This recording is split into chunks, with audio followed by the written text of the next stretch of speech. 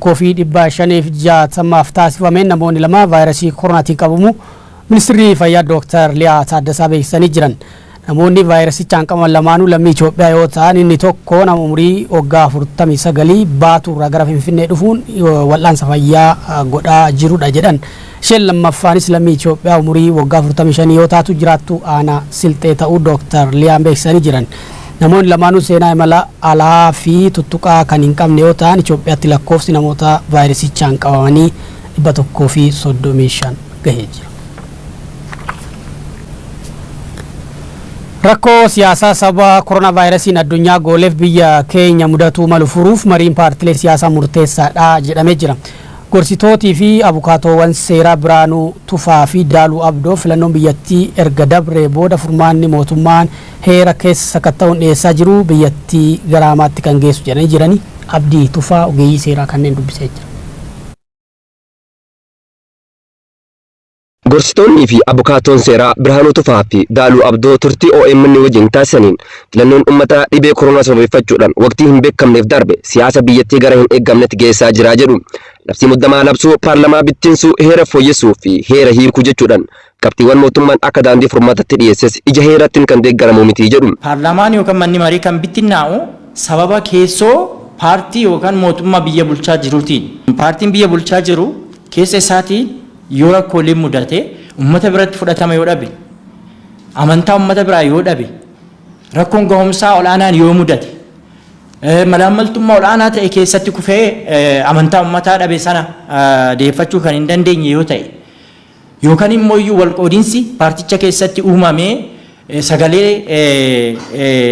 jiru yookaan sagalee bittinnaa'aa ta'e murtii murteessuuf kan rakkatu yoo ta'e rakkoolee kana furuudhaaf muummichi ministeeraa bittinneessuu ni danda'u. Labsii yeroo muddamaa kalabsuun danda'amu sababoonni lafa ta'aniira. Sababa 4 sababa 5ffaa yookiin 6ffaa ta'atti dabaluu hin dandeenye. Kanneen dhufanii ala labsii yeroo muddamaa yookiin ariifachiisaa labsuu hin dandeenye. Amma nu maaliif labsuuf deemaa jirra akka amma filannoon kun gaheetti filannoo dheeressuuf.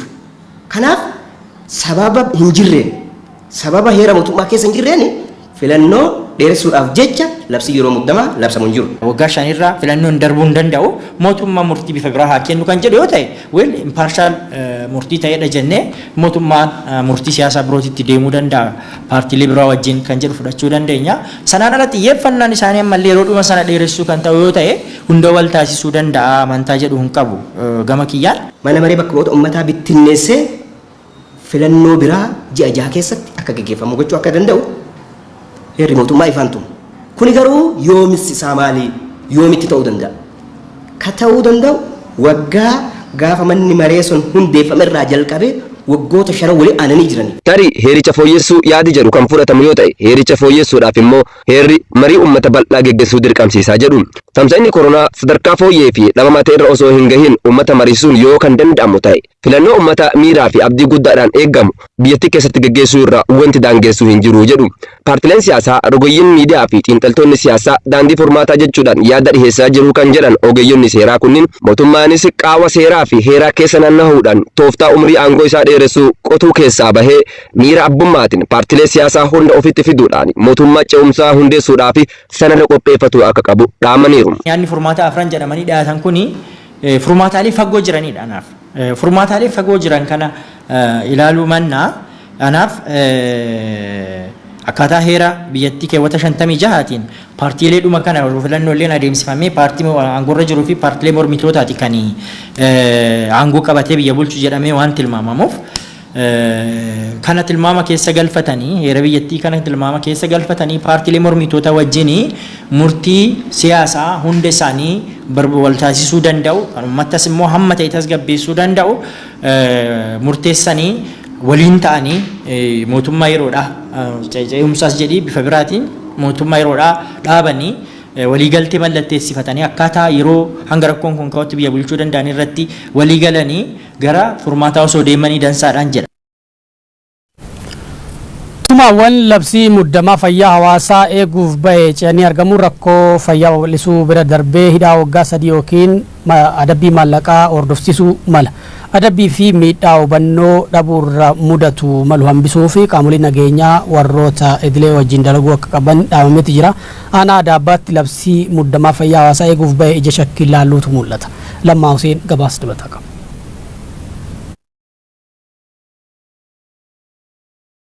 Biyyoonni hedduun tamsa'ina dhibee koronaa to'achuudhaaf jecha labsii muddamaa labsanii gorsi ogeeyyii fayyaa fi ajajni mootummaa akka kabajamu taasisaa jiru. Biyya keenya keessattis adeemsi wal fakkaataan erga diriireeti oolee bubbulee jira. Qaamoleen nageenyaa wanta kana raawwachiisutti jiran namoota hubannoo hin qabnee fi kanneen labsii muddamaa kan ija shakkiitiin ilaalan wajjin walitti bu'uun darbee akka mul'atu poolisoonni aanaa Adaabbaatti dubbisne nutti himanii jiru.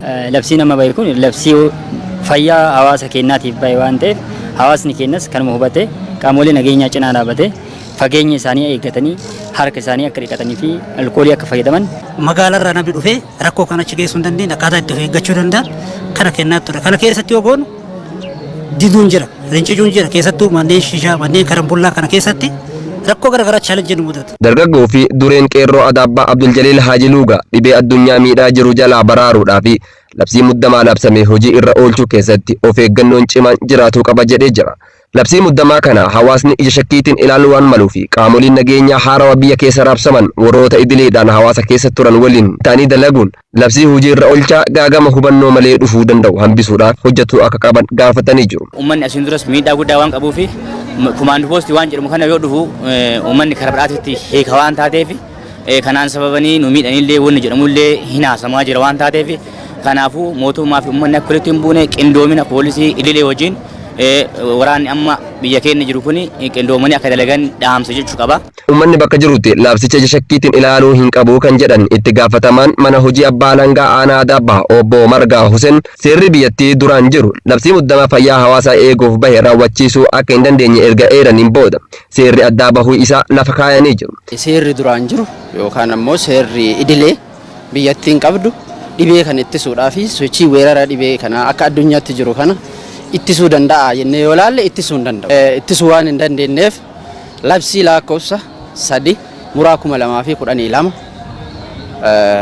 bara kana bahe jechoo dambiin isa raawwachiisuuf bahe 466/2012 baheen seerri kun seerri labsii muddamaa weerara dhibee koronaa COVID-10 yookaan COVID-19 jedhamu kana hanqisuudhaaf yookaan rakkoo inni geessisuu danda'u hambisuudhaaf seerri kun bahuu barbaachisee jira jechuudha. Seera bahee kana ce'anii argamuun immoo yakka hidhaa fi maallaqaa kan nama adabsiisu ta'uu hawaasni baruu qaba jedhanii jiru.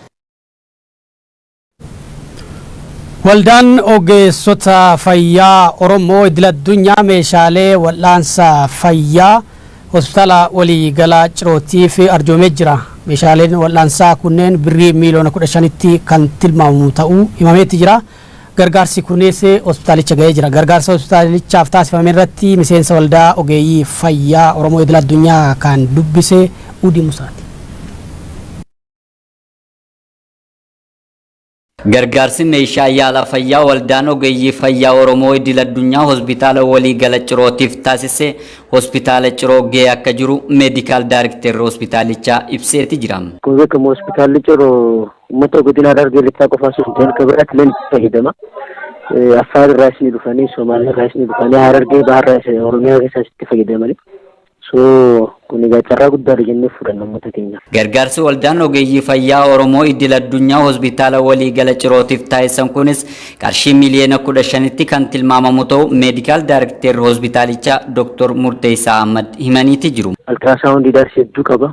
Fees maaskii fi hedduu waan hospitaalli kun rakkina guddaarra ture hedduu of keessaa qaba. Kunis gaafate amma dura dhufanii turan Dr. Nuruddin Faanii.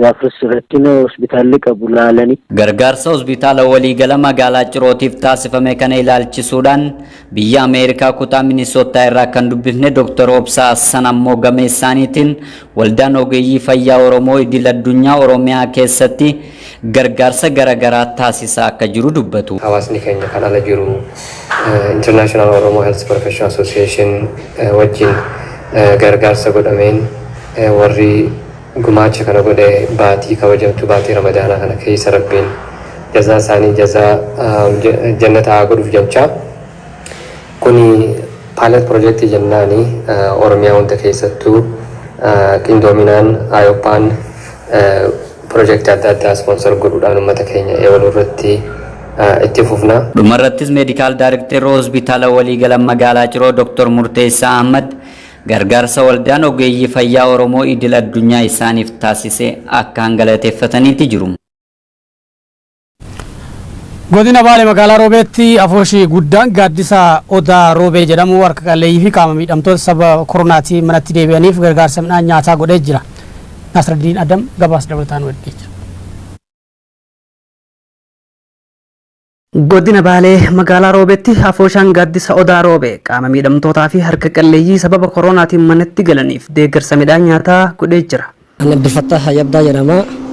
Tigaaftama afoosha gaaddisa Roobeetti. Afooshni gaaddisa Roobee sababa koronaa kanaan yeroo jalqabaati marsaa tokkoffaa umar qalleeyyii nama 100 odeetiin jira. Hawaasa keessatti sochiiwwan hubannoo ittisa koronaa irratti hojjechaa akka jiran nutti himuudhaan deeggarsi kun marsaa lammaffaatiif taasifamaa kan jiruu fi itti fufiinsaanis namoota deeggarsi isaaniif malu kamiinuu humna qabaniin bira dhaabbachuudhaaf qophii qabaachuu isaaniillee dubbatanii jiru. Bulchiinsa magaalaa wajjin jaarsota biyyaati wajjin abbootii amantaati wajjin awweer godhaa jirra. Haga humna kennaatiin walitti baasnee maallaqa namoota qalleeyyii qarqaaraa jirra amma. Qotanneen qabnu bocanneen qabnu akka jirullee argaa jirtanii isin nu qalqaalu kanaaf ka humna hin qabne jira ka qotatee hin dandeenye jira ka danda'ee deemee hin dandeenye jira kanaafuu nu qalqaalu kanaaf baay'ee galata guddaa isinii galchina. Wanta gargaarsa argatanii manatti galanii dhibee kanarraa lubbuu ofii akka bararaniif hawaasni keenya garuu sanitti hin jiru.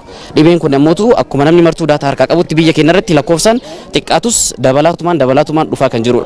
Afoosha gaaddisa Odaa Roobee wajjin wal ta'uudhaan uummata harka qalleeyyii kana kennaa kennuudhaaf isaan madditti dhaabachuudhaaf yeroo ammaa kana asitti argame. Uummata rakkataa ka waan nyaatu waan dhugan hin qabne isaan qarqaaruudhaaf waan asitti argamanii afoosha kana baay'ee tokko isaan galateeffachuu barbaade. Barsiisaa Qur'aanaati naannoo Roobee Salafiyyaa keessa barsiisa. Koronaa kanaan wal qabatee nama musliimaa ta'ee kaan ta'ee nama gargaaruun dirqama ta'a. Wal gargaaruun aadaa islaamummaati jechaadha agartee waan islaamummaan ta'e ittiin dhufte min aadaa bil muslimiina as-sadaqa.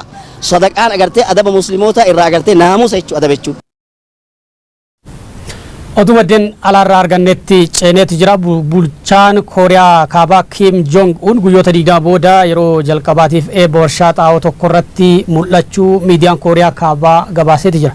Kim Jong Un akka jabaa dhukkubsatee jira yookiin du'ee jedhamuun ijoo dubbii ta'us dhumarratti miidiyaatti mul'achuunsaa namoonni iddoo warshichaatti argaman gammachuu jabduun simatanii jedha BBC'n. Hoogganaan Kooriyaa Kaabaa kun ija hawaasaa dura dhokachuun kun kan jalqabaa hin turre bara 2014 illee guyyoota 40 achi buuteen isaanii dhabamee ture. Kim maaliif uummata jala dhokatanii amalli bulchaa kanaa maal fakkaata? Guyyoo Waariyoo gabaasa garaagaraa walitti qindeessa.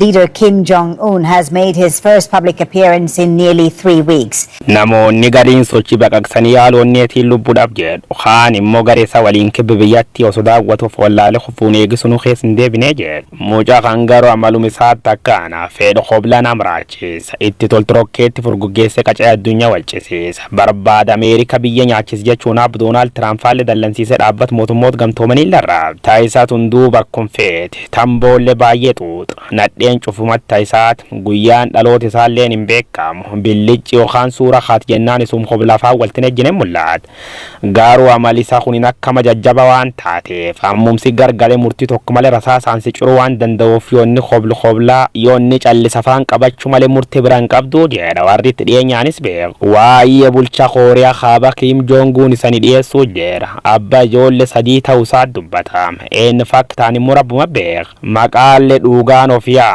the new start, the brilliant comrade, the genius among others, the marshal of North Korean fan cufti maqasaat abbais dal jongi litaan suna kenwar faranjoota barkum lamaaf 12 goha qabat mucaan Kooriyaa Kaabaa Kim Jong-un wamedduu yaadata. Ameerikaa guxurii qeencaatti hindaaru fedhu guyyoota 40 oliif kaamera dura fagaatee addunyaa qofa osoo hin taane lammiilee isaaniillee bohaarraachees. Dhiyoo tanaallee du'u mucaan kun wammal fakkaata yeroo lammeessoof hojjechuun adoo lubbuun jiru boonamoota dhuga dhaga'ee quubnaa miidiyaa gad beenum jira jedhe. Biyyiti isaanii Kooriyaan kaaba addunyaa guutuu rawom tokkollee hin qabdu. Namni tokko immoo ka lubbuu quufisaan xiyyi waan jirin fakkaatu. Bulchaa guddaa Ameerikaa Doonaald Tiraamp dabalatee nama waan sodaatuuf rookeetti yookaan misaayilii dhiisi rasaas shugguxii tokko biyyi isaanii fuul deebisanii dhukaasuun hin jirtu. Hammaleellee duubseer jajjaba Pyongyang ittiin beekamte keessa daa'imi kamuma qabulchaa moggaafachuu hin danda'u. Raadiyoon biyyattii yoosiin sittolu sagalee hir'isu malee cumnaan itti gaafata.